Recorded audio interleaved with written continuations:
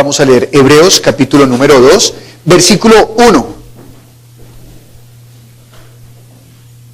Versículo número 1. Leamos todos juntos, por favor. Por tanto, es necesario que con más diligencia atendamos a las cosas que hemos oído, no sea que nos deslicemos. Padre bueno, damos gracias, Señor, por esta palabra, Señor. Tú nos has hablado a través del Hijo. Esas palabras que nos diste a través del Hijo son las palabras que son mandato y dan vida, Señor. Tus palabras son buenas y nos impulsan, Señor, para poder conocerte y para poder reconocer que hay una eternidad, Señor. Padre Santo, danos hoy esa palabra, que la palabra que venga a nosotros nos limpie, que la palabra que viene a nosotros nos redarguya, que la palabra que viene a nosotros nos ayude en todo, Señor bueno. Padre Celestial, límpianos de toda maldad, Señor. Límpianos, Señor, hoy de toda suciedad. Límpianos, Señor, hoy de toda obra, Dios. Te lo pedimos, Señor, que quites toda obra de este mundo, Señor. Que nos dé la sabiduría, Señor, para que nosotros, que somos tu templo, seamos permaneciendo santificados, Señor. Porque en nosotros habita tu nombre, y a eso nos referimos cuando decimos santifica tu nombre, Señor. Que tu nombre sea santificado en cada uno de nosotros, que seamos apartados para ti, Señor. A ti te ha placido reposar, habitar en cada uno que es la iglesia, Señor. Así que habita en nosotros. Danos la vida, por favor. Te lo pedimos en el nombre de Jesús, Dios bueno. Padre Celestial, hoy en el nombre de Jesús, Señor, te pedimos que tú seas obrando a través de mis labios, que no hable yo, Señor, con mi propio parecer y con mi propio pensar, sino que sea yo, Señor, siendo sujeto a tu palabra, siendo sujeto, Señor, a lo que tú has hablado, que no quite ni añada, Señor, que no me aparte ni a derecha ni a izquierda, sino que mi mirada esté puesta en ti, firmemente, Dios bueno. Aporán, Dios bendito. La mirada puesta en ti, Señor. Oramos como tú nos enseñaste. Padre nuestro, que estás en los cielos, santificado sea tu nombre, venga tu reino, hágase tu voluntad, como en el cielo, así en la tierra. El pan nuestro de cada día, dánoslo hoy. Perdona nuestras deudas, como también nosotros perdonamos a quienes nos deben. No nos metas en tentación, mas líbranos del mal, porque tuyo es el reino, el poder y la gloria por todos los siglos. Amén. Gracias. Por favor, tome asiento.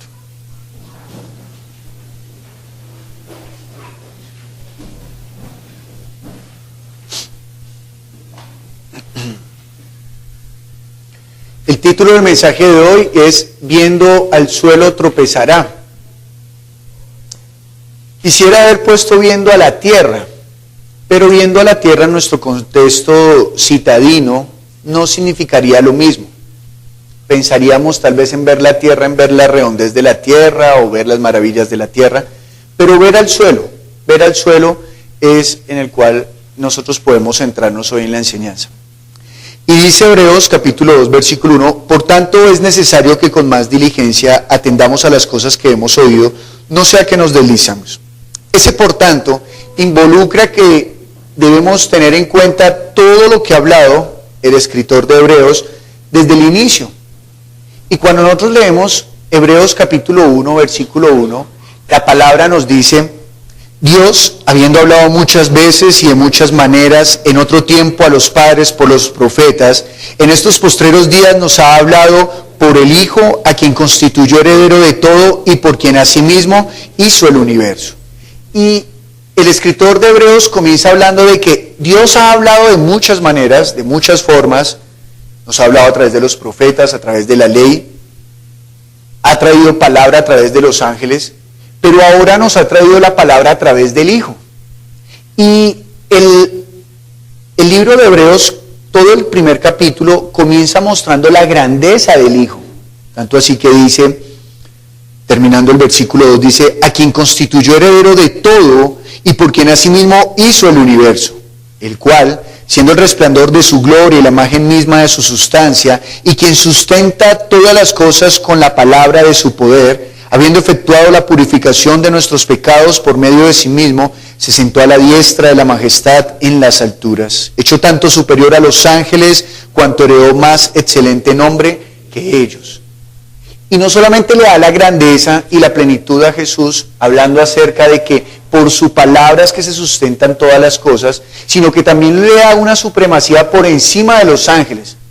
Y termina el capítulo diciendo que los ángeles están al servicio de Jesús y también al servicio de la iglesia. Por lo tanto, le está diciendo a la iglesia que la iglesia tiene un estatus superior a los ángeles. La Biblia dice que los ángeles, y lo vamos a ver en un mes, dice que los ángeles son un poco mayores a los hombres. Así que cuando una persona no conoce de Cristo, cuando una persona, cuando una persona no es hija de Cristo, cuando una persona no es iglesia, un ángel es superior a esa persona. Un ángel es más fuerte, un ángel le puede dominar. De hecho, la palabra dice que los que no están bajo el dominio de Jesús están bajo el dominio de un ángel. Y ese ángel se llama Satanás. O le llaman Satanás. No porque ese sea su nombre, porque el nombre de él no es Satanás, sino Luciel o Luzbel, sino que se le llama Satanás porque Satanás significa enemigo. Él es el enemigo. O diablo porque él es el separador. Él quiere separar las cosas que le corresponden a Dios, separarlos de Dios mismo. Así que tiene un nombre que significa ángel de luz, pero sin embargo cuando nosotros nos hacemos iglesia, somos superiores a los ángeles, porque por el nombre de Jesús, los ángeles están a nuestro servicio. Termina el versículo 14 diciendo, no son todos espíritus ministradores. Cuando dice no son todos, ese todos está hablando de todos los ángeles. Son espíritus ministradores enviados para servicio a favor de los que serán herederos de la salvación. Y la iglesia es la heredera de la salvación. Así que nosotros, teniendo el nombre de Jesús, no solamente hemos sido perdonados de todos nuestros pecados, no solamente hemos sido limpios para poder acceder al Padre, no solamente estamos preparados para cuando Él regrese, como lo veíamos en la velada, no solamente podemos ahora rendir el culto racional, sino que ahora también los ángeles están a favor nuestro porque nosotros hemos sido rescatados para poder ir a cumplir una obra. Y esa obra es una contracorriente, es como habernos metido al río Magdalena a nadar contracorriente. Nosotros vamos en contra de la corriente, nosotros estamos operando en contra de lo que el mundo está mostrando, porque el mundo tiene un Señor, y ese Señor es el ángel que cayó. Es el ángel que abandonó su lugar de dignidad.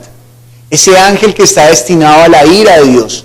Y todo aquel que sigue a este ángel está destinado también a esa ira, por cuanto eligió no el amor de Dios, sino la ira de Dios. Ahora nosotros hemos sido salvos de esa ira. Hemos sido salvos de beber esa copa de la ira. Hemos sido salvos de beber esa copa. Nosotros ahora participamos de otra copa. Y nosotros ahora la copa que participamos es la copa del Señor, la copa que Cristo nos ha dado. Hay dos copas o hay dos cenas de las cuales usted puede participar. O la copa de la ira y el pan de inmundicia, o la copa que salva y el pan de vida. Entonces dice en el capítulo 2, versículo 1, por tanto, es necesario que con más diligencia atendamos a las cosas que hemos oído, no sea que nos deslicemos. Y vamos por un momento a mirar lo que dice Proverbios, capítulo número 1, versículo 7.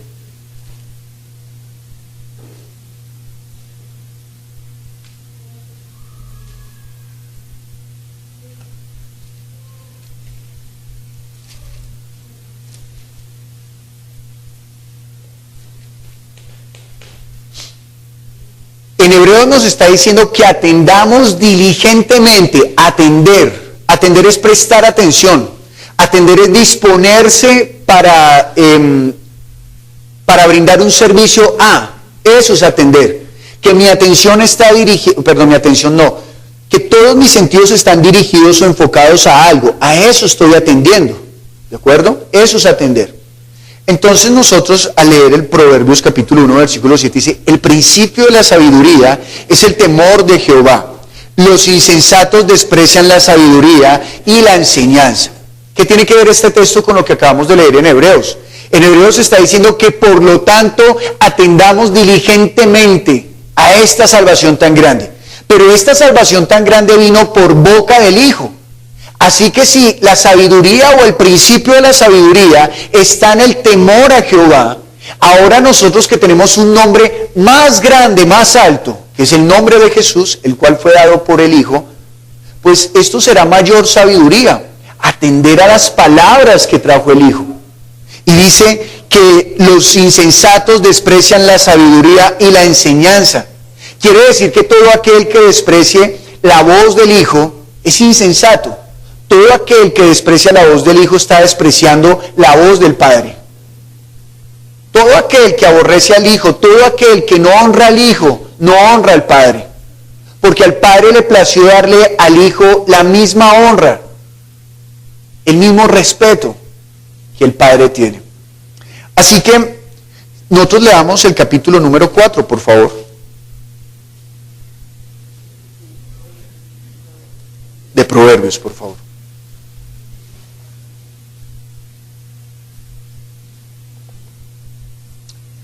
Y el capítulo número 4 de Proverbios dice: oíd, hijos, la enseñanza de un padre, y estad atentos para que conozcáis cordura. Está dirigiendo la atención hacia quién, hacia una persona que es ¿qué? Padre. Una de las funciones del padre es formar, guiar, proteger. Un padre no solamente protege peleando por sus hijos, un padre también protege cuando enseña a sus hijos. Eso es formar, eso es disciplinar. Nosotros tendemos a pensar que disciplina es solamente golpear, ¿sí? Que disciplina es solamente castigar, pero disciplina es formar. En el ejército se comprende muy bien eso, la disciplina. Entonces dice el versículo número 2, porque os doy buena enseñanza, no desamparéis mi ley, porque yo también fui hijo de mi padre, delicado y único delante de mi madre.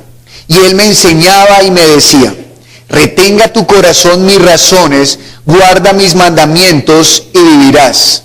Adquiere sabiduría, adquiere inteligencia, no te olvides ni te apartes de las razones de mi boca.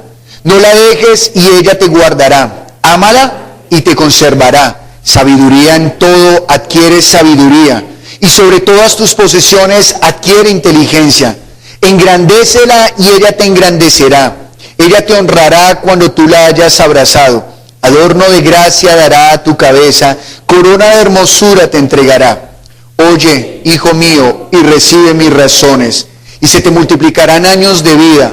Por el camino de la sabiduría te he encaminado, y por veredas derechas te he hecho andar. Cuando anduvieres no se estrecharán tus pasos, y si corrieres no tropezarás. Retén el consejo, no lo dejes, guárdalo porque eso es tu vida. No entres por la vereda de los impíos, ni vayas por el camino de los malos. Déjala, no pases por ella, apártate de ella, pasa.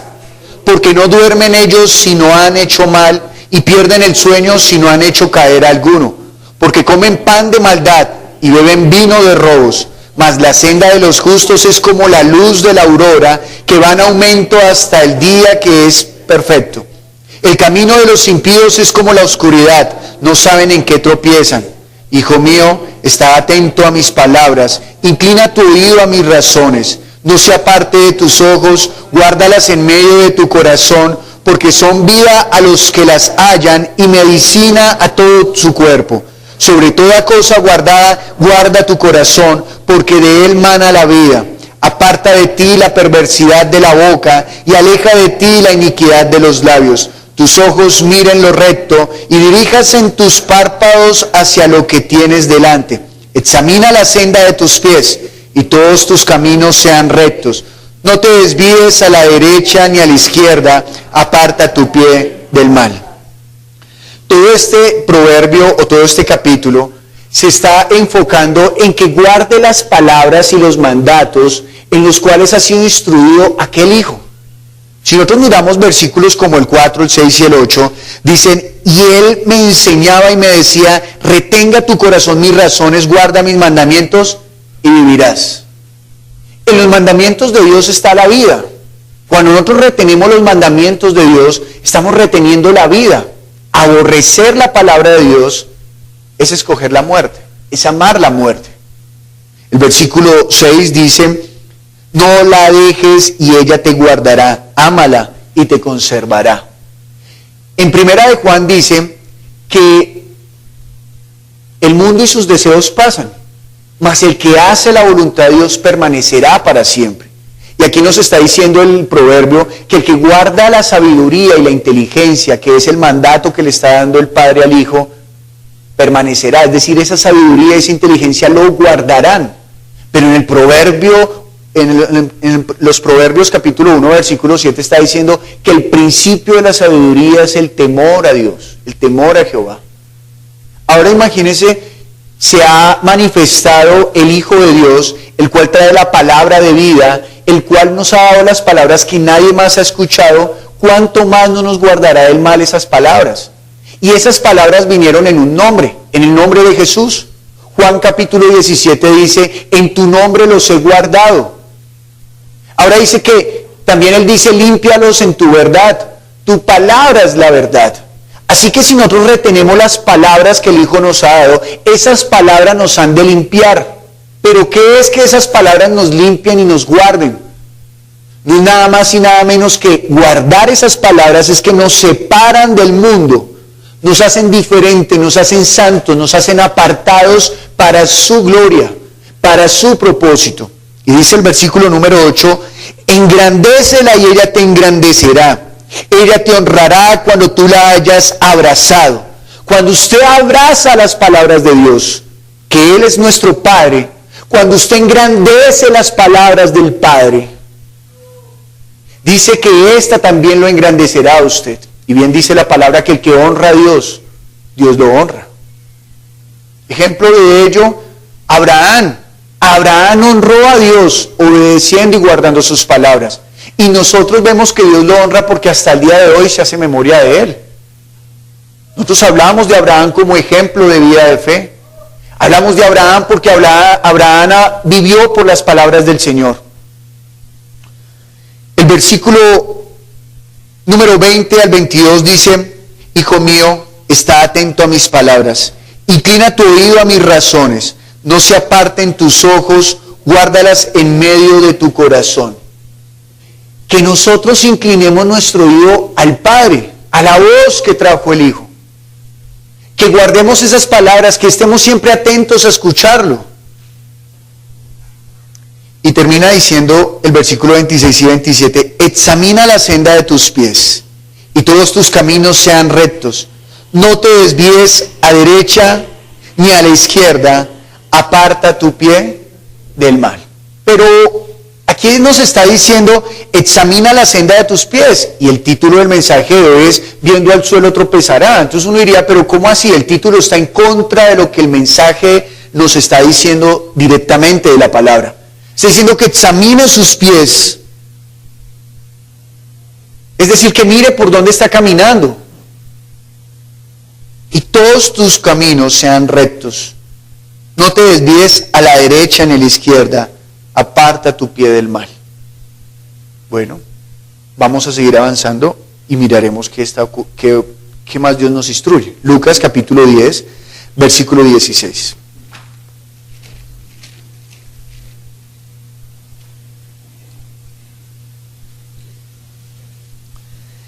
Dice el Señor Jesucristo, el que a vosotros oye, a mí me oye. Y el que a vosotros desecha, a mí me desecha. Y el que me desecha a mí, desecha al que me envió. Tenemos claro que quien envió a Jesús, quien lo envió a hablar, fue el mismo Padre.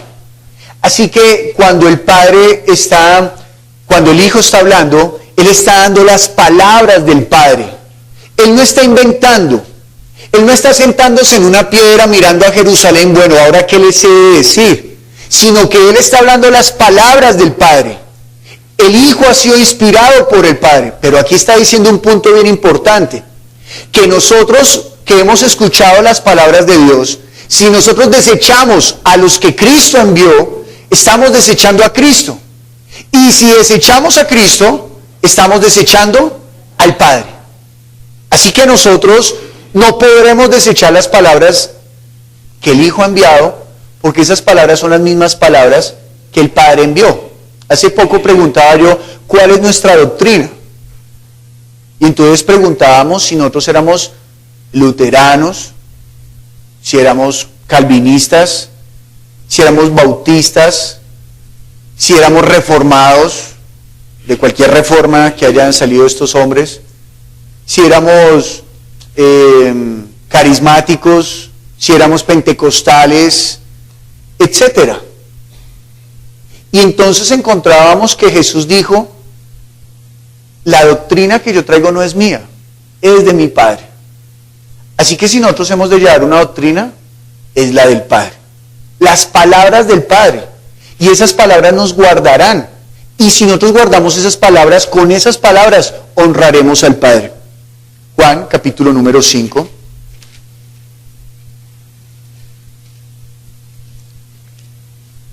Versículo 18.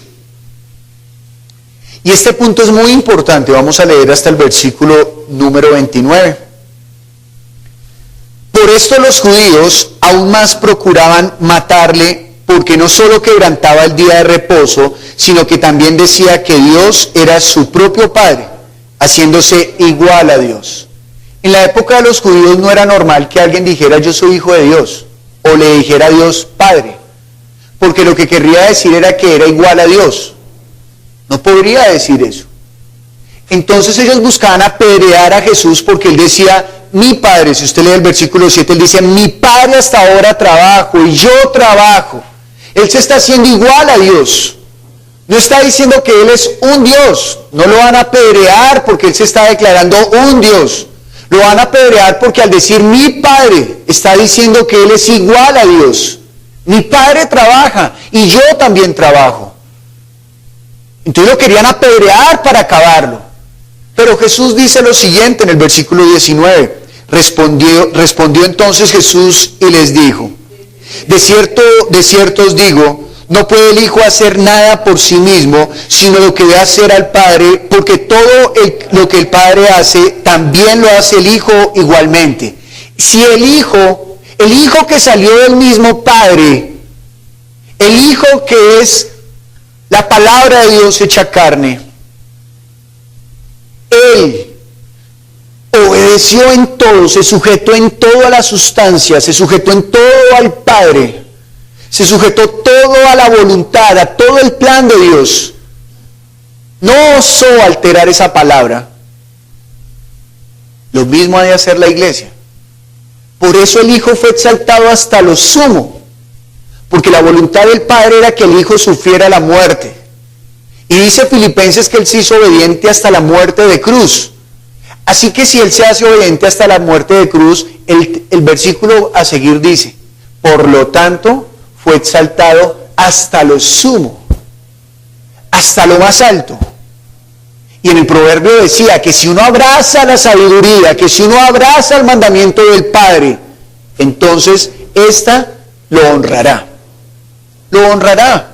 Si usted abraza las palabras del Padre, usted no necesita buscar que la gente lo exalte. El mismo Padre le dará a usted gloria, porque Él glorificará a sus hijos, a los obedientes, a aquellos que han permanecido en la palabra. Y dice el versículo 20, porque el Padre ama al Hijo y le muestra todas las cosas que Él hace, y mayores obras que éstas le mostrará, de modo que vosotros os maravilléis. Porque como el Padre levanta a los muertos y les da vida, así también el Hijo a los que quiere da vida. Escuche esto. El Hijo a los que quiere da vida. Él está mostrando una autoridad. Él no está diciendo: mi Padre me ha dicho a quienes levanto. No, le está diciendo: el Hijo tiene la autoridad de levantar a quienes, a los que quiere. Pero recuerde que quien estará sentado en el trono será el Hijo. Nosotros tenemos un error, y es que nosotros al decir Padre e Hijo estamos pensando en ¿cuántas personas? 2. Y entonces pensamos así como, por ejemplo, Jonathan está allá atrás y Miguel está acá adelante. Entonces Padre e Hijo.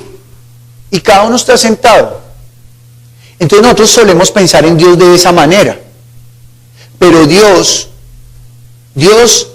dice la Biblia que Él es uno. Nosotros debemos entender que así como nuestra voz viaja, por ejemplo, Juan Miguel está allá atrás y yo no necesito estar al lado de Juan Miguel para que él me escuche, sino que mi voz viaja hasta él y él me puede escuchar a través de mi voz. ¿De acuerdo? Dios es más grande que toda la creación está en él, pero lo que nosotros hemos oído es la palabra de Dios hecha carne. Lo dice claramente Juan. El verbo se hizo carne. Juan capítulo 1 versículo 14 dice, y aquel verbo se hizo carne y habitó entre nosotros. Así que como Dios es tan grande, nosotros no podemos, él simplemente hablaría, pero para nosotros poderlo ver, su voz, su palabra se hizo carne y tomó forma de siervo. Así que es el mismo Dios en medio de nosotros. Y cuando hemos escuchado la voz del Hijo, estamos escuchando la voz del Padre. Mire lo que dice Jesús, versículo 22. Porque el Padre a nadie juzga, sino que todo el juicio dio al Hijo. ¿Para qué? Para que todos honren al Hijo como honran al Padre. Póngale la palabra que usted quiera. Hay algunas versiones donde se deleitan, en vez de colocar que adoren al Hijo, colocan honren. En este punto está bien que honren. Pero en otras versiones le quitan la palabra adorar, dar adoración al Hijo. Y él está diciendo que de la misma manera que se honra al Padre, se honre también al Hijo. ¿Por qué? Porque son el mismo. El Padre nos ha enseñado que no le va a dar su gloria a nadie más. Así que lo que nos está manifestando es que Él y el Hijo son uno. Y dice el versículo 22, porque el Padre a nadie juzga, sino que todo el juicio dio al Hijo, para que todos honren al Hijo como honran al Padre. El que honra al Hijo, el que no honra al Hijo, no honra al Padre que le envió.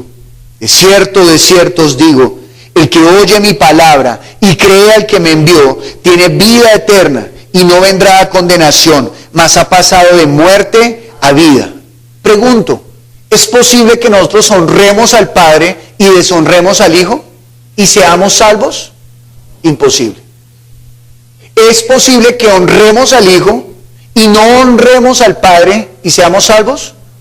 No, no es posible. La honra es mutua. Y la manera de honrar al Padre es honrando al Hijo. Porque toda la voluntad y toda la plenitud del Padre está en el Hijo. Dice el versículo 23, 23, para que todos honren al Hijo como honran al Padre. El que no honra al Hijo, no honra al Padre que le envió. De cierto os digo, el que oye mi palabra y cree al que me envió tiene vida eterna, y no vendrá a condenación, mas ha pasado de muerte a vida. De cierto os digo, viene la hora, y ahora es, cuando los muertos oirán la voz del Hijo de Dios, y los que la oyeron vivirán.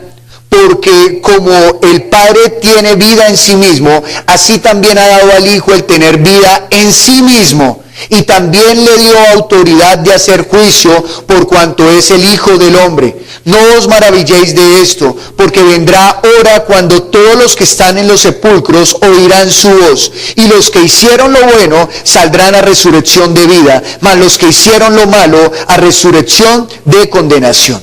Aquí hay algo muy importante. Y es que el Señor está diciendo, porque como el Padre, estoy leyendo el 26, porque como el Padre tiene vida en sí mismo, así también ha dado al Hijo tener vida en sí mismo. ¿De dónde viene la fuente de nuestra vida? De guardar la palabra que el Hijo nos dio.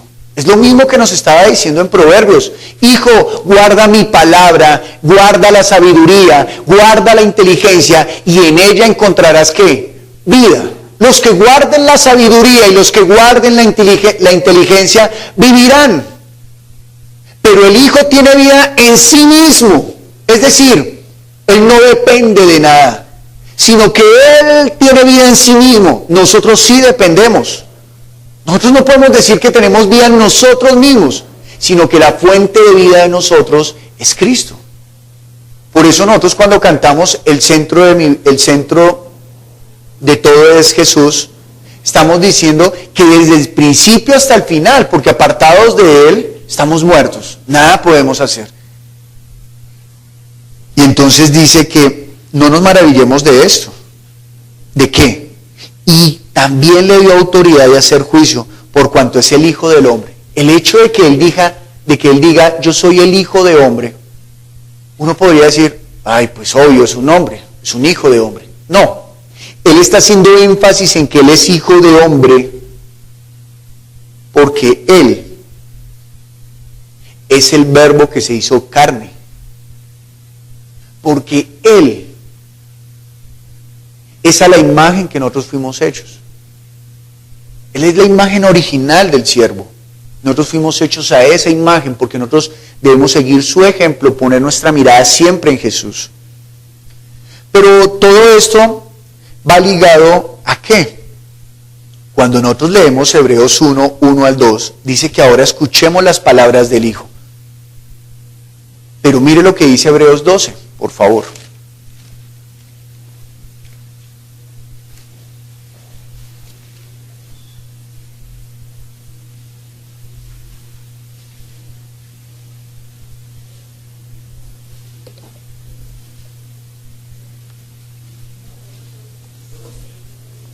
Doce.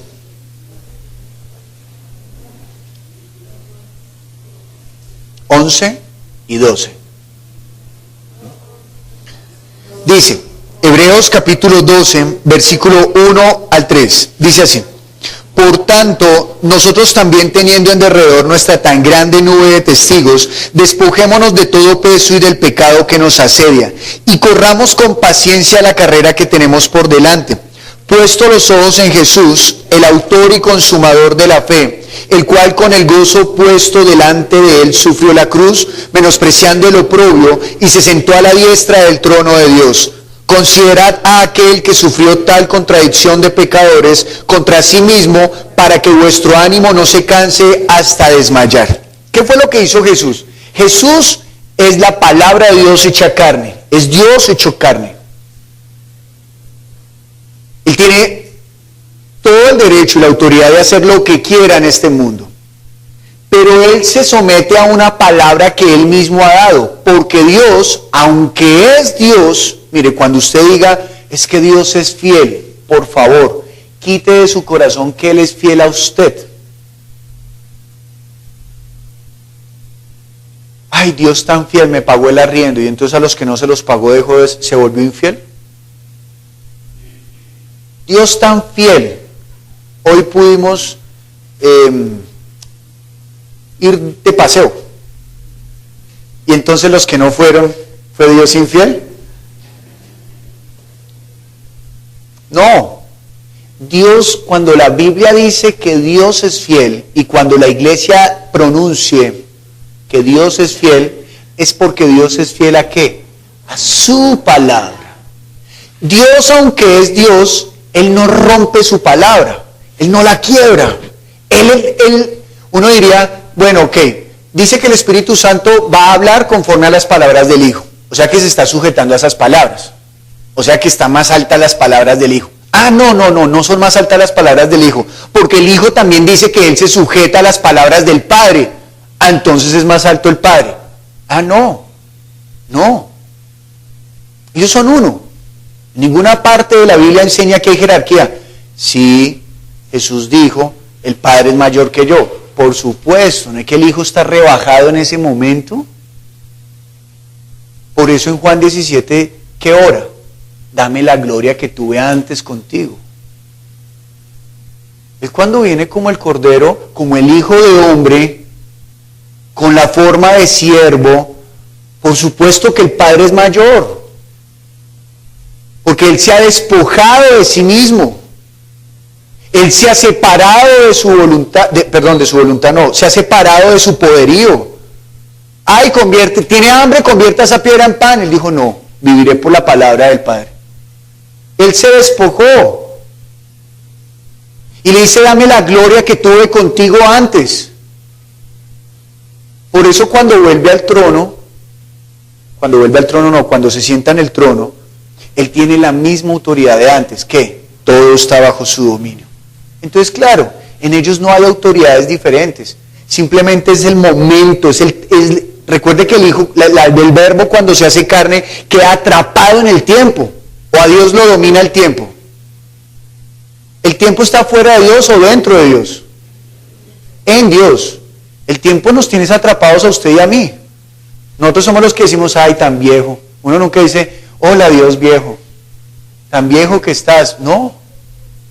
Él domina el tiempo, Él tiene el control sobre el tiempo. Y el verbo, la palabra, cuando entra a la creación, Él queda dominado por el tiempo. Él se sujeta, imagínese, a Dios no lo domina el tiempo, pero Él se despojó a sí mismo, tomó la forma de siervo, se hizo el Hijo del Hombre y quedó atrapado en el tiempo, tan solo por 33 años aproximadamente. Y Él está allí, pero Él ahora está por encima nuevamente. Y Él tiene el dominio de todo. Y ha de venir cuando suene la última trompeta. Y entonces vendrán los vivos y los muertos delante de Él, y Él hará el juicio, porque tiene ahora toda la autoridad. Entonces dicen que el Hijo tomó esa forma y nos está diciendo a nosotros, por tanto nosotros también, teniendo en derredor nuestra tan grande nube de testigos, despojémonos, también despojémonos. ¿De qué? De todo peso y del pecado que nos asedia. Y corramos con paciencia la carrera que tenemos por delante. ¿Cuál es nuestra carrera? La vida de fe. ¿Por qué con paciencia? Porque no es fácil. Porque debemos llevar la vida de fe con todo fervor. Porque habrán impedimentos. Porque habrá quien nos quiera hacer zancadilla. Porque tendremos que luchar contra nosotros mismos. Despojémonos de todo peso. ¿Cuál peso nos hemos de despojar? En Mateo capítulo, guarde Hebreos 12, vamos a volver a Hebreos 12, pero en Mateo capítulo número 11,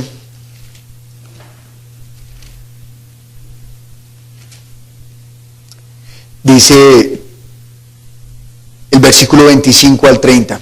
En aquel tiempo, respondiendo Jesús, dijo: Te alabo, Padre, Señor del cielo y de la tierra, porque escondiste estas cosas de los sabios y de los entendidos y las revelaste a los niños. Sí, Padre, porque a ti te agradó. Versículo 27. Todas las cosas me fueron entregadas por mi Padre, y nadie conoce al Hijo sino el Padre, ni al Padre conoce alguno sino el Hijo, y a quien el Hijo lo quiere revelar. Venid a mí, todos los que estáis trabajados y cargados, y yo os haré descansar. Llevad mi yugo sobre vosotros y aprended de mí, que soy manso y humilde de corazón, y hallaréis descanso para vuestras almas, porque mi yugo es fácil y ligera mi carga. En Hebreos nos está diciendo que nos despojemos de todo peso y de todo pecado. Y nos está diciendo también, aquí en este texto, el Señor está diciendo en el versículo 29, llevad mi yugo sobre vosotros y aprended de mí, que soy manso y humilde de corazón, y hallaréis descanso para vuestras almas, porque mi yugo es fácil y ligera mi carga. Hay dos señores. Cuando alguien tiene un yugo es porque hay un señor. La palabra señor significa dueño. Cuando usted le está diciendo, Señor mi Dios, usted le está diciendo que Dios es ¿qué? Su dueño. Su dueño. Quiere decir que usted, Señor, yo no hago lo que a mí se me antoja, sino lo que a ti te antoja. Eso es lo que yo debo hacer. Si Él es mi dueño, eso es lo que yo voy a hacer. Y si Él no es su dueño, hay otro que sí es su dueño. ¿Quién? Satanás. Ay, ¿cómo así? No, yo no quiero ni que Él sea mi dueño, ni que... No hay opción. No hay opción. Porque usted y yo fuimos creados para servir. No fuimos creados para señorear, fuimos creados para servir. Así que usted o es frío o es caliente. O es con Él o es contra Él. O vive o muere. No hay tintas medias. No hay tibios. Bueno, sí hay tibios, pero los tibios son iguales a los fríos. Y estos serán también, ¿qué? Vomitados. No, Señor, yo no estoy contigo, yo estoy más o menos. No, el que no es conmigo no es contra mí. No hay opción. No hay opción. Con el Señor no hay sí y no. No, en Él todo es sí y amén. Ya. Él es así, Él no tiende a confundirnos, Él es claro. Entonces, Él cuando está diciendo, venid a mí todos los que estéis trabajados y cargados, quiere decir que este mundo y su Señor, ¿qué causan el hombre? Carga y trabajo. Trabajado y cargado. ¿Y qué no brinda? Descanso. Porque mire lo que dice el versículo número 29. Llevad mi yugo sobre vosotros y aprended de mí, que soy manso y humilde de corazón, y hallaréis descanso para vuestras almas. Mire, usted puede hallar descanso en la carne, ¿cierto? Usted trabaja todo un mes, del mes saca de su salario un porcentaje para pagar el spa. Y el spa lo tienen allá 1 hora, ¿no? Escuche, trabaja un mes y el porcentaje y el total de su salario saca un porcentaje, del total saca un porcentaje para 1 hora. Bueno, digamos que es mediodía, 4 horas ahí. Chocolaterapia, masajes, aromaterapia, yesoterapia, todo lo que a usted le ocurra que termina en terapia, a usted allá lo terapean. Ya, ¿listo? Y usted está allá y está 1 hora. Y usted allá con esa dona ahí en la cabeza dice, esto es vida. ¿Cierto? Y bueno, bien. Al final le dan su postre, su refrigerio. Creo que es así, yo nunca he ido. Entonces le dan su postre, ¿cierto? Y usted sale, le dan una tarjeta de descuento para la próxima venida, para cuando venga con otra persona le dan otro, ¿cierto? Y así. Y usted se va. Y llega a la casa y, gordo, se me olvidó decirles que ayer había que pagar el recibo del agua y no la cortaron. ¿Ese spa?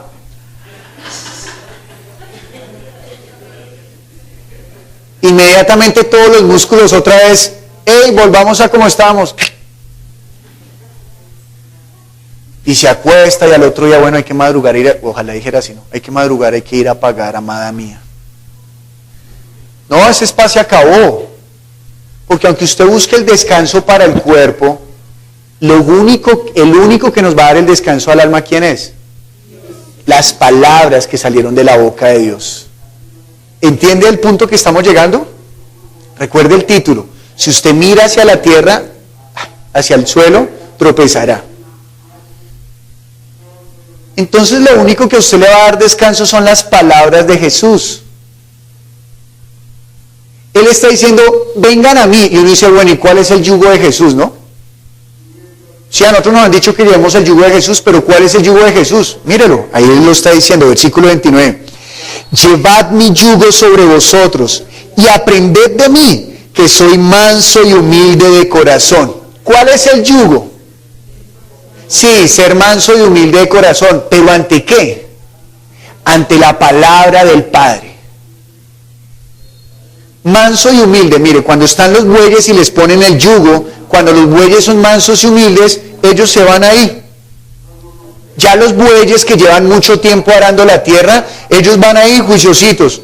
Pero cuando están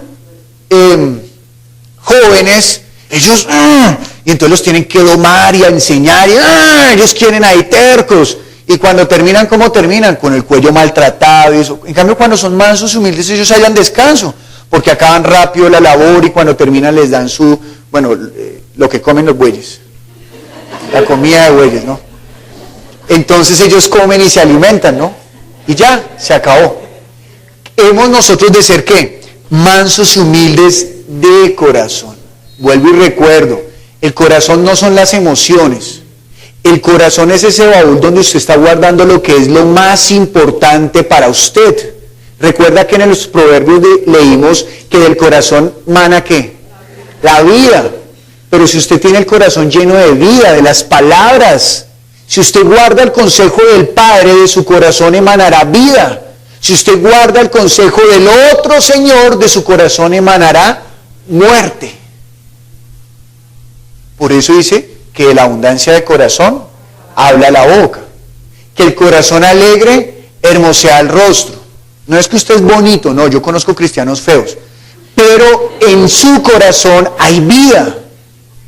Y aunque son feitos como lo eran Pablo, como lo era el Señor Jesús, créame que si usted ha conocido un hombre feo, es el Señor Jesús. Porque Él se despojó de toda belleza. En Él no había gloria de nada. Así que usted siéntase bien. Jesús era peor que... Entonces, bueno. Eso es lo que yo hago cada vez que me miro al espejo. No, si el Señor pudo, yo también. Entonces, nosotros debemos entender que ser mansos y humildes, ¿para qué? Para la palabra de Dios, que esa palabra haya reposo en mí. Y entonces yo seré hermoso ¿ante quién? No ante los hombres, ante el Padre.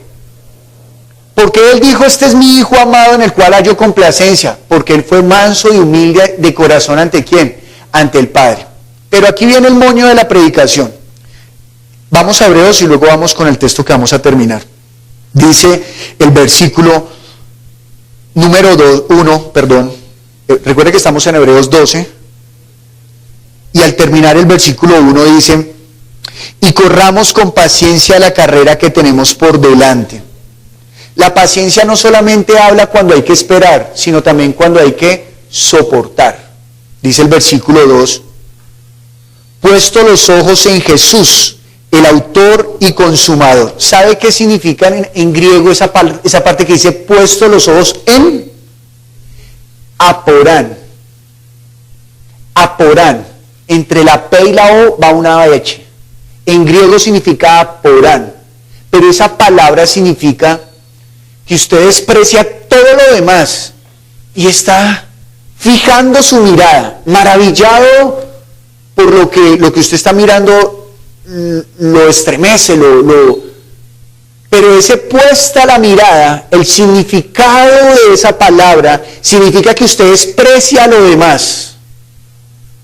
Para que usted me entienda, iba a poner el ejemplo del WhatsApp, pero no es un buen ejemplo, porque el WhatsApp realmente no causa admiración. No, lo entretiene a uno.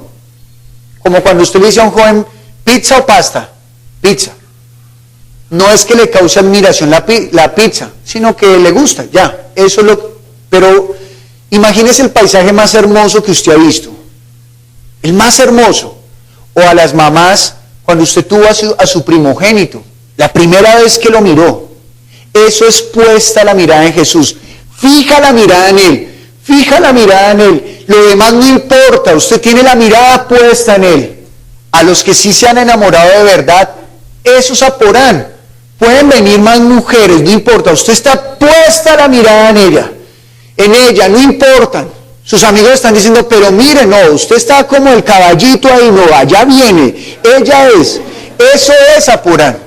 Está diciendo, puesta la mirada en Jesús, que lo demás no importa. ¿Quién hizo primero eso? Jesús. ¿Qué hizo Jesús? Puesta la mirada en el Padre, mire lo que dice, puesto los ojos en Jesús, el autor y consumador de la fe, el cual por el gozo puesto delante de Él sufrió la cruz. ¿Cuál fue el gozo puesto delante del Hijo? No me vaya a decir que el trono, porque Él dijo, sean como yo mansos y humildes de corazón. Él no buscó su gloria. ¿Cuál era el gozo del Hijo? Obedecer al Padre. En Juan 17, ¿qué les está diciendo Él? Padre, Él está orando y le está diciendo, Padre, yo les he dado a conocer tus palabras para que en ellos también haya ¿qué? El mismo gozo. ¿Cuál es el gozo de la iglesia? Inclinar el oído a las palabras del Padre. Ese es el gozo de la iglesia. Cuando la iglesia está hallando gozo en otras cosas, esa iglesia se está enfermando, se está debilitando. Entonces dice, el cual por el gozo puesto delante de Él sufrió la cruz, menospreciando el oprobio, y se sentó a la diestra del trono de Dios. Menospreciando el oprobio, es decir, Él tenía puesta su mirada en obedecer al Padre. Ese era su gozo. Y aunque lo golpeaban y le estaban pegando, lo único que miraba era el gozo de obedecer al Padre. No me importa lo demás. Esa es la iglesia que tiene puesta la mirada en Cristo Jesús. No importa lo que esté pasando a su alrededor. Claro, vivimos en esta tierra y tendremos que afrontar todo lo que ha de venir. Pero puesta la mirada y despreciando el oprobio, no me importa lo que pueda venir. Yo sigo allí firme. Y dice, considerad a aquel que sufrió tal contradicción de pecadores contra sí mismo, para que vuestro ánimo no se canse hasta desmayar. ¿Hemos de ser pacientes? Sí. Para no desmayar. Para no desmayar. Sino firmes. Y ahora sí, vamos a leer El Salmo número 73.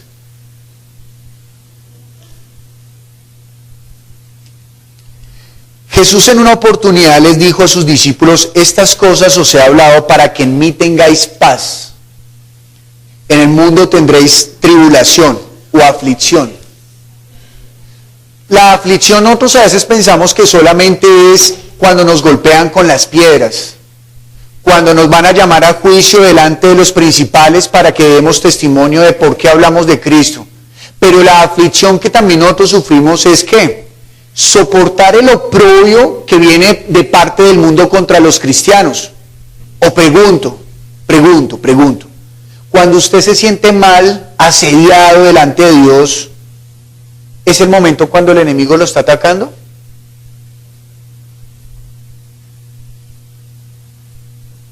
Pues yo quiero decirle que no. Y quiero decir una cosa, el enemigo no, ayer me atacó el enemigo. No.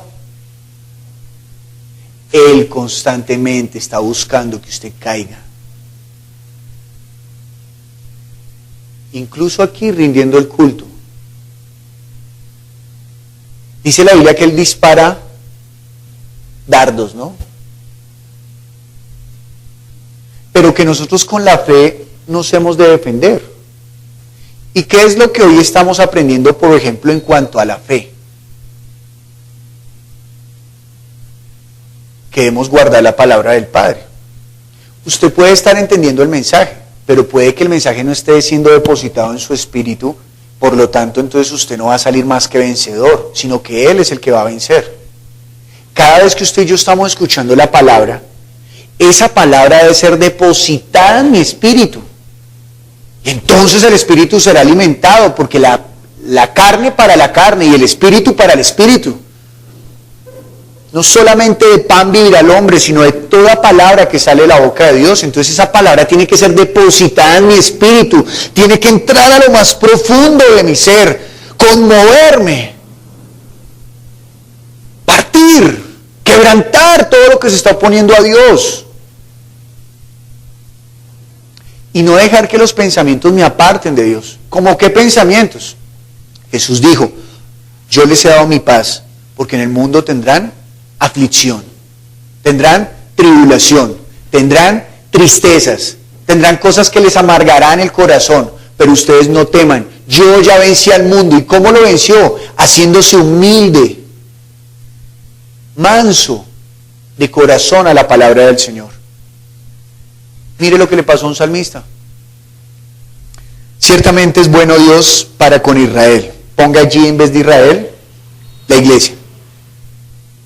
Ciertamente es bueno Dios para con Israel, para con los limpios de corazón. En cuanto a mí, casi se deslizaron mis pies, por poco resbalaron mis pasos. ¿Sabe qué significa deslizar? Deslizar, en el significado de la palabra, significa que algo se mueve sutilmente. ¿Sí? Sin darse cuenta. Y llega a un punto en el cual en la tierra hay dos clases de deslizamientos. Unos que son no perceptibles, por lo menos por nosotros, y otros que sí se perciben fácilmente. Por ejemplo, cuando hubo un deslizamiento vía Villavicencio, eso fue de un momento a otro, se deslizó. Pero hay otros deslizamientos que nosotros no percibimos, como por ejemplo, los continentes se mueven, ¿no? Se deslizan. ¿Usted lo siente? No. Pero hay lugares donde sí se sienten más que en otros. Por ejemplo, de aquí yendo a Villavo, hay un lugar que se llama Quetame. Usted conoce Puente Quetame, pero si usted coge y baja y se sube la loma, queda Quetame. Ese es un lugar de Colombia que hay mucho sismo. Y si usted se da cuenta, allí hay como la unión entre las dos cordilleras. ¿Qué pasa con la tierra? Dios creó la tierra perfecta. Voy a tratar de hablarlo claramente, pero rápido. Dios creó la tierra perfecta y dio los árboles. Los árboles tienen una labor fuerte dentro de la tierra. ¿Cuál es? Que sus raíces se profundicen y son como lo que van cosiendo toda la malla de la tierra. ¿Estamos de acuerdo? Para que usted se lo imagine, usted ha visto cuando quitan una capa de pasto, ¿Ha visto que la raíz del pasto lo que hace que se entretejen entre ellos? Lo mismo sucede a gran escala en la tierra. Los árboles tratan allí. Y Dios lo creó bien. Dios creó bien la tierra, no para que hayan deslizamientos. Hoy en día, si usted ha visto deslizamiento, es porque el hombre ha metido la mano. Entonces, ¿qué es lo que ha ocurrido? Pues el hombre quita los árboles, ¿cierto? Los árboles necesitan de la raíz para crecer, pero la raíz, como no tiene ahora algo que alimentar, pues la raíz ahora es inútil. Y la raíz termina por desvanecerse dentro de la misma tierra y se convierte en abono. Pero ahora que es abono, uno diría, bueno, pero alimentó la tierra. Pero ahora la tierra, ¿cómo es? Frágil. Porque ya no tiene que lo amarre, sino que está ahí, ¿verdad? Adicional a ello, cuando llueve, como ya no hay las raíces que absorban el agua, esa agua comienza ¿a qué? A posarse. Y comienzan allí a crear cosas como unas bolsas de agua a diferentes escalas, y de eso hace que de un momento a otro la tierra se deslice. Dice el salmista, en cuanto a mí, casi se deslizaron mis pies, por poco resbalaron mis pasos. Mire, si usted y yo nos deslizamos, es porque el hombre metió la mano. Porque Dios nos ha dado un fundamento fuerte, que es ¿quién? Cristo Jesús. Y dice que el que edifique sobre esa roca, aunque vengan aguas, aunque vengan vientos, no caerá. Así que si nosotros nos deslizamos, es porque el hombre ha metido la mano y estamos edificando sobre la arena. Y dice el salmista, versículo 3, porque tuve envidia de los arrogantes viendo la prosperidad de los impíos. Yo sé que esto de pronto no tiene mucho que ver con usted, que a usted nunca le ha pasado y a mí tampoco, solamente le pasó a él. Él fue el único que miró a los que no aman a Dios y dice, ¿cómo prosperan, oiga? Y los vio llenos de salud, rebosantes. No los vio diciendo, Señor, sáname, sáname, sino que los vio bien, bonachones, gorditos, no madrugando a congregarse, sino viajando a Cancún, a Miami,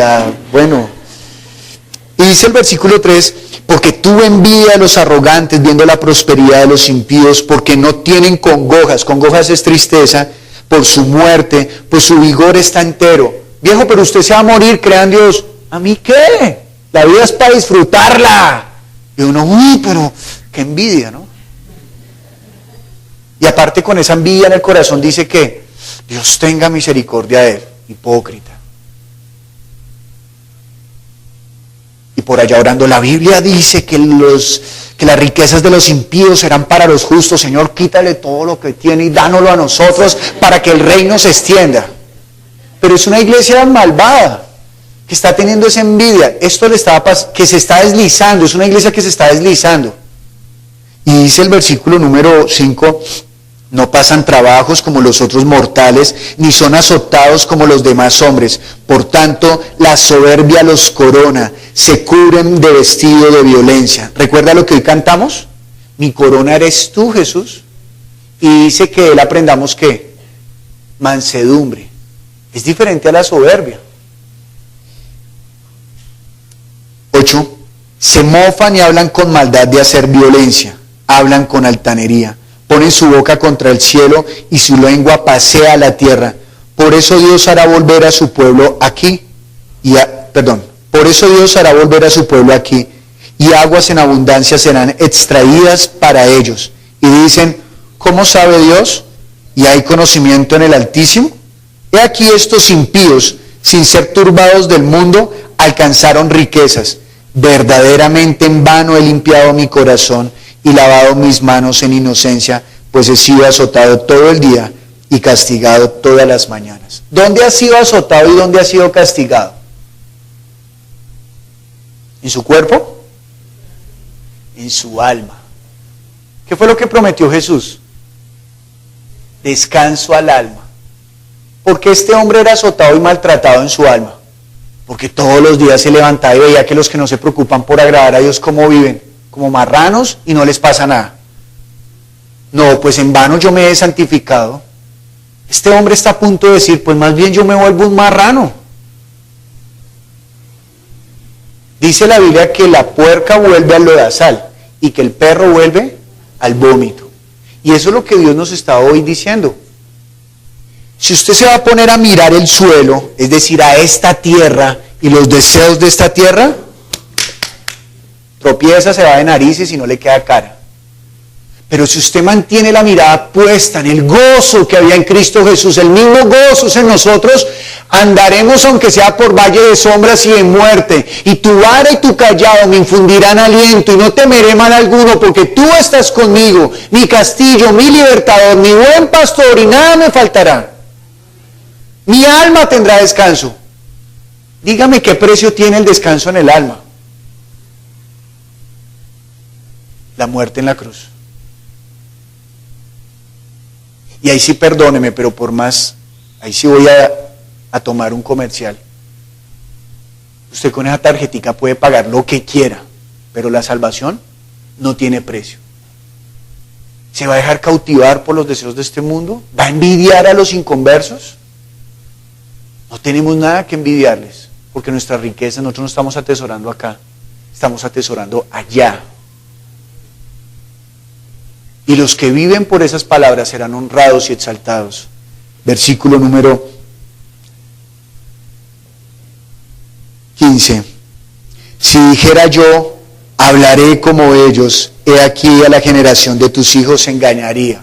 Que ya él alcanzó a cavilar, voy a hablar como ellos. Cuando pensé para saber esto, fue duro trabajo para mí. ¿Cuesta? Dígame la verdad, ¿cuesta? Cuesta. Hasta que entrando en el santuario de Dios, comprendí el fin de ellos. ¿Dónde está nuestra mirada? Pregunto, iglesia. ¿En el suelo o en los cielos? Dice, este es el reino de los cielos, ¿a qué lo compararé? A una semilla que siendo pequeña, la más pequeña de todos, la más despreciable, Cristo. Después de que cae y muere, da fruto y crece como el árbol más alto, y las aves de los cielos buscan su morada ahí. ¿Las aves están pensando en vivir en la tierra? No, ellas están pensando en vivir en lo alto. Que la iglesia sean esas aves que no están pensando en la tierra. Sí, un león, todo el mundo. ¿Con qué animal se identifica? Nadie dice, yo me identifico con una linda paloma. No, yo me identifico con una linda codorniz. Nadie dice eso. Ay, yo me identifico con una golondrina. No, nadie. Todo el mundo con qué se identifica. Me quiero tatuar un león, me quiero tatuar un tigre, un dragón. ¿En qué tienen puesta la mirada? Mire, un ave no tiene nada que envidiarle a un animal. Eso nos está diciendo la parábola. Que las aves de los cielos hallan la morada en la copa del árbol. Nosotros hemos de hallar la morada en Cristo Jesús. Él es la copa de Él es el árbol, Él es la copa. Él es el que nos brinda abrigo. En Él hemos de hacer nuestro nido. No como las zorras buscando guarida, donde habitar en esta tierra, sino que busquemos nuestra morada en el reino de los cielos. Aquí no tenemos morada, aquí no tenemos pertenencias, aquí todo esto es efímero. Un día lo tendremos y al otro día no lo tendremos. Usted tenía a su papá y a su mamá, hoy ya no los tiene. Otros les queda uno nomás, otros no los tendrán. Usted tenía a sus hijos, el día de mañana se van, todo va y viene, las riquezas van y vienen. Lo que usted trabajó durante un mes, se lo pagaron el viernes, ya hoy tal vez le queda solamente el 10%. Todo va y viene, pero la salvación, ¿sabe qué? A veces la despreciamos y usted todavía la tiene, la guarda. ¿Quién se la quitará? ¿Quién? ¿Quién se la arrebatará? Nadie se la arrebatará. ¿Por qué hemos de envidiar a los inconversos? ¿Por qué hemos nada? Al contrario, nosotros hemos de ser la tierra deseable, hemos de ser la iglesia amada, que todo el mundo, que todas las mujeres ven a su amada caminar y dicen, yo quiero ser como ella, yo quisiera ser esposa de ese hombre, mire cómo tiene a su esposa. Que nos envidien, pero no por las cosas de este mundo, sino por lo que hemos recibido, que este mundo no puede dar. ¿Cómo hemos de permitir deslizar nuestra fe? Y dice el versículo número 17 que Él lo comprendió en la intimidad con el Padre. Por eso dice Filipenses que si estamos angustiados en algo, si estamos trabajados por algo, sean conocidos con ruegas y súplicas todo lo que nos perturba delante de Dios, y Él nos oirá desde los cielos y nos traerá paz. ¿Hemos de buscar este mundo? No. Él nos sacó de este mundo. Hemos de decir como Israel, ay, en Egipto yo tenía ollas llenas de comida, pero todos los días aquí comiendo maná y comiendo agua de la peña. No, no hemos de envidiar el mundo. Y entonces dijo él, ciertamente los has puesto en deslizaderos. Ellos son los que están en una tierra que no es fuerte. Ellos son los que están sembrados sobre la arena. En asolamiento los harás caer, como han sido asolados de repente. Perecieron, se consumieron de terrores, como sueño del que despierta. Así, Señor, cuando despertares menospreciarás su apariencia. Aquí cuando dice cuando despertares no está diciendo que él está dormido, sino que cuando él se levante a hacer el juicio. Se llenó de amargura mi alma y en mi corazón sentía punzadas. Tan torpe era yo que no entendía, era como una bestia delante de ti. Si hemos pensado en eso, somos como una bestia. Con todo, yo siempre estuve contigo, me tomaste de la mano derecha, me has guiado según tu consejo y después me recibirás en gloria. ¿A quién tengo yo en los cielos sino a ti? Y fuera de ti nada deseo en la tierra. Mi carne y mi corazón desfallecen, mas la boca de mi corazón y mi porción es Dios para siempre, porque he aquí los que se alejan de ti perecerán. Tú destruirás a todo aquel que de ti se aparta, pero en cuanto a mí, el acercarme a Dios es el bien. He puesto en Jehová el Señor mi esperanza para contar todas tus obras. Mi amado, no nos concierne buscar la vida en este mundo, nos concierne es usar la vida de este mundo para atesorar en el reino de los cielos. Usar estas riquezas injustas para exaltar a nuestro Rey. Amén. No tenemos nada que envidiar. Váyase fortachón, váyase lleno, que su espíritu triunfe, viviendo por los reinos de los cielos y no por este reino. Porque este no es nuestro reino. Aquí estamos de pasadita nomás. ¿Bien? Hemos venido a conquistar, a ganar almas para el Rey de los cielos. Que su gozo sea vivir para Él. Amén. Pongámonos en pie, por favor. Vamos a orar conforme a lo que mi Señor nos ha enseñado hoy. Padre Santo, hoy te pedimos perdón, Señor. Perdona, Señor, nuestra debilidad, Dios bueno. Nuestra alma se ha amargado, Señor, y ha recibido pesadez, Dios. Hemos permitido que nuestra alma se entristezca, Señor, y sea redargüida, Señor, por los deseos de este mundo, Señor. Mas en nosotros hemos de vivir conforme a tu voluntad, Dios bueno. Padre Celestial, ayúdanos, Señor, a despojarnos de todo peso y de todo pecado, Señor, porque el pecado es que no creamos en ti, Señor. El pecado es que queramos vivir para este mundo y no para ti, Señor.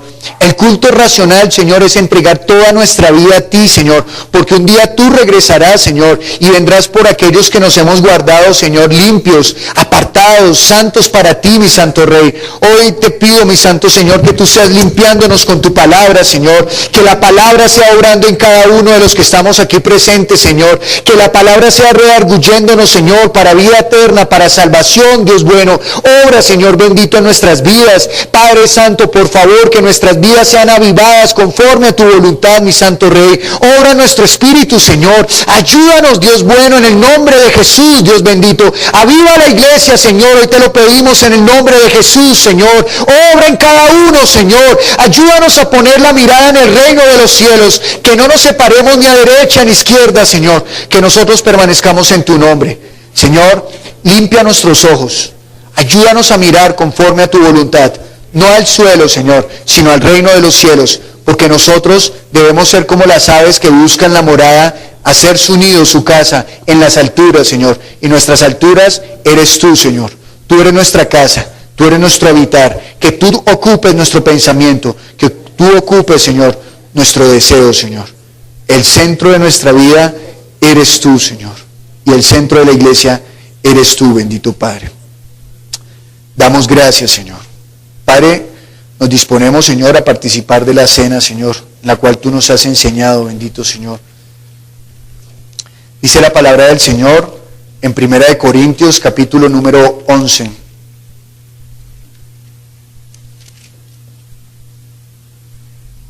De manera que cualquiera que comiere este pan y bebiere esta copa del Señor indignamente será culpado del cuerpo y de la sangre del Señor. Por tanto, pruébese cada uno a sí mismo y coma así el pan y beba de la copa. Porque el que come y bebe indignamente sin discernir el cuerpo del Señor, juicio come y bebe para sí. Por lo cual hay muchos enfermos y debilitados entre vosotros y muchos duermen. Está diciendo que no comamos el pan y la copa indignamente. Pero hay que explicar qué significa indignamente. Indignamente es sin fe. ¿Quién es digno de participar de la copa y del pan? El que tiene fe. ¿Fe en qué? ¿O en quién? En Jesús. ¿Fe en qué? En la obra que Él ha hecho. Esto a veces, cuando yo lo explico, parece jocoso.